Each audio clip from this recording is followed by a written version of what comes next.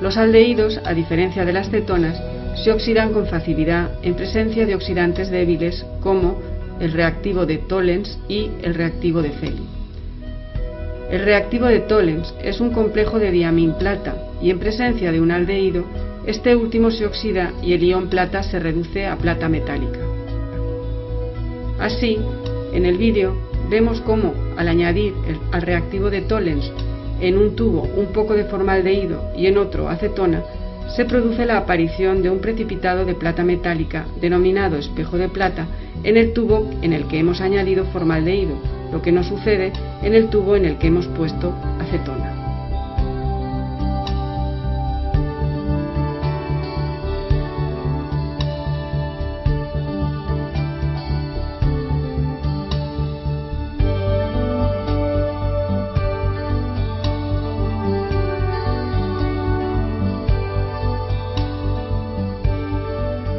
Si queremos disolver la plata depositada en las paredes del tubo, solo debemos volver a oxidar la plata, y esto lo conseguiremos al añadir mezcla crómica. La mezcla crómica es una mezcla de óxido de cromo 6 y ácido sulfúrico.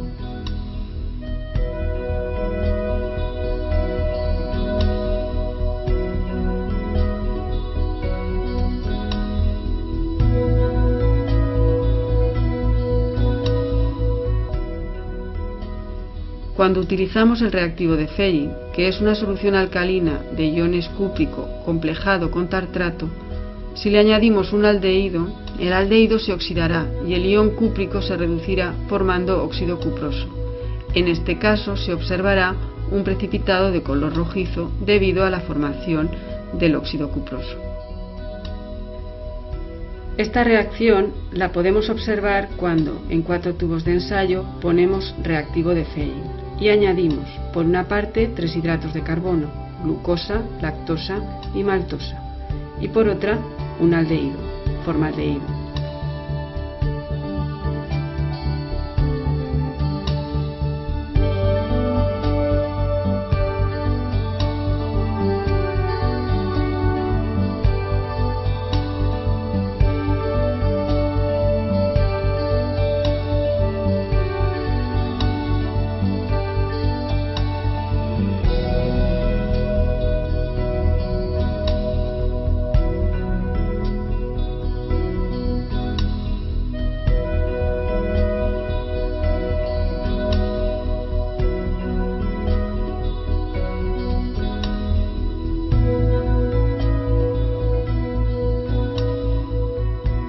Después de dejarlo reaccionar en un baño de agua caliente, se observa la formación del precipitado de color rojizo, que indica el carácter reductor de estos azúcares y la presencia del grupo aldehído.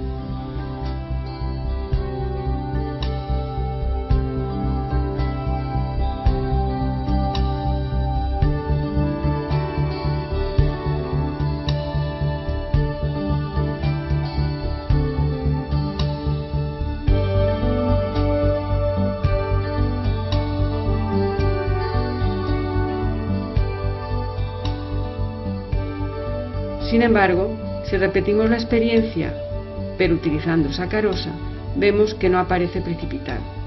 Esto indica que la sacarosa no es un azúcar reductor. En resumen, en este vídeo hemos revisado algunas características de los aldehídos y las cetonas. Hemos resaltado la importancia de las reacciones de adición nucleófila, centrándonos en la reacción de adición-eliminación que dan los aldehídos y las cetonas, en presencia de hidracinas. Asimismo, se ha visto la facilidad de los aldehídos para sufrir reacciones de oxidación, reacciones que sirven para diferenciar aldehídos y cetonas. Soy Juan Antonio Llanes Molina, profesor de Fundamentos Químicos de la Ingeniería en la Escuela Técnica Superior de Medio Rural y Enología. La presentación que voy a exponer trata acerca de la síntesis de una resina urea-formaldehído. Los objetivos que propongo son los siguientes. En primer lugar, interpretar desde un punto de vista estructural la diferencia existente entre polímeros de este tipo, de carácter termoestable, con respecto a los polímeros termoplásticos. describir también la polimerización por condensación que da lugar a la obtención de este tipo de estructuras tridimensionales, características de los polímeros termoestables, y por último mostrar cómo podemos llevar a cabo a nivel experimental de una manera muy sencilla y rápida en el laboratorio la síntesis de una resina, concretamente la urea formaldehído, que tiene también el interés añadido de ser un fertilizante de aporte lento de nitrógeno. Cuando nos planteamos, por ejemplo, por qué polímeros termoestables, como por ejemplo la baquelita del mango de un utensilio de cocina, y polímeros termoplásticos, como por ejemplo las bandejas de poliestireno, es decir, polímeros que pueden moldearse con facilidad a temperaturas no excesivamente elevadas, mientras que polímeros como la baquelita resisten muchísimo al calor hasta que llega, eso sí, una temperatura en que se degradan térmicamente. ¿Cómo podemos explicar ese diferente comportamiento? Bien, si observamos la estructura, por ejemplo, de un polímero termoplástico típico, podemos observar que las cadenas, más o menos ramificadas, solamente interactúan entre sí a través de fuerzas intermoleculares relativamente débiles. De hecho, el calentamiento lo que hace es liberar las moléculas de esas interacciones de tal manera que su disposición puede cambiar.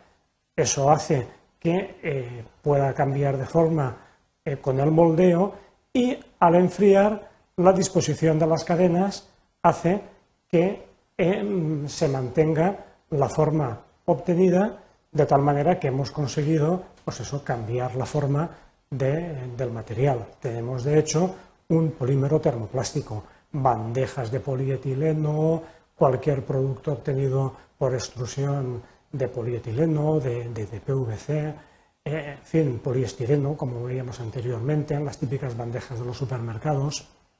Sin embargo, cuando obtenemos a través de una reacción de condensación entre la urea y el formaldehído un polímero en el cual entre los átomos de nitrógeno de la urea se establecen puentes metilénicos, eliminándose agua a partir del grupo carbonilo del formaldehído y de los átomos de hidrógeno de los grupos amino, lo que tenemos es una estructura tridimensional, ya que precisamente por la configuración de los enlaces del nitrógeno, esos puentes metilénicos entre los átomos de nitrógeno dan lugar a una estructura reticular más o menos ordenada, pero constituida toda por enlaces covalentes. Aquí está la clave, es decir, el calentamiento, un calentamiento suave, no llega a romper esa estructura, ya que está constituida, como decía, por enlaces covalentes fuertes.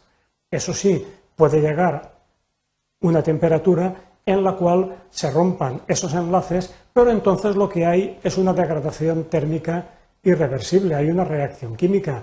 Todos sabemos lo que ocurre, por ejemplo, con el material eléctrico, cuando se produce un cortocircuito y se calienta excesivamente.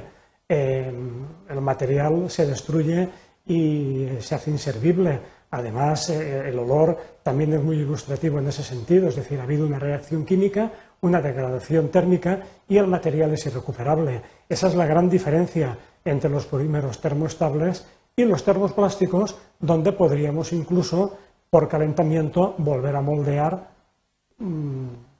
vamos a ver, un bastante número de veces. Mediante la reacción de condensación entre la urea y el formaldehído obtenemos entonces un material rígido y termostable, pero que puede obtenerse con formulaciones y con aplicaciones muy diversas. Por ejemplo, es el adhesivo que actúa como aglutinante entre los fragmentos de madera en la fabricación del aglomerado, pero también pueden fabricarse con él materiales rígidos y duros, como el que aquí mostramos.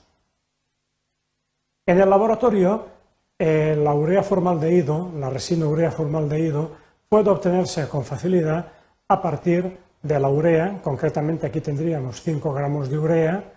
Esa urea se disuelve en una disolución acuosa de formaldehído al 30%, lo que habitualmente se llama formalina, y después, al añadir gota a gota ácido clorhídrico concentrado, se observa cómo va enturbiándose la disolución, se produce una reacción fuertemente exotérmica, de manera que al final se obtiene una masa rígida que, como se observa aquí en la fotografía, deja de fluir completamente. Es una masa realmente muy dura.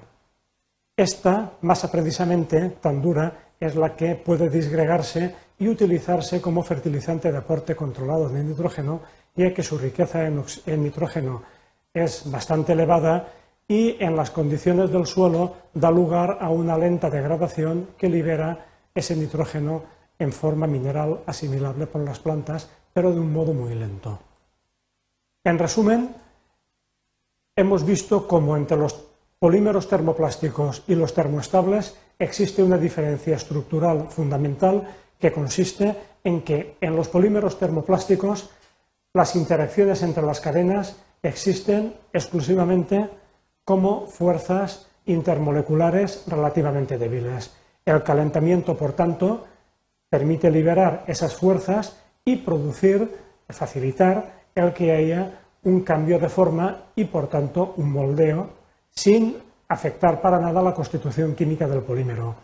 Sin embargo, en los polímeros termoestables, el calentamiento suave no produce ningún cambio, ya que los enlaces que constituyen toda la estructura son enlaces covalentes fuertes. Eso sí, llega un momento en que si la temperatura es suficientemente elevada, esos enlaces químicos pueden romperse y entonces lo que tenemos es una degradación térmica, una reacción química que da lugar a un cambio irreversible en la sustancia. Un ejemplo de este tipo de polímeros es la resina urea formaldehído. Tiene importantes y variadas aplicaciones, como hemos podido observar, y esta resina en el laboratorio podemos obtenerla fácilmente mediante una reacción con catálisis ácida entre la urea y el formaldehído disuelto en agua.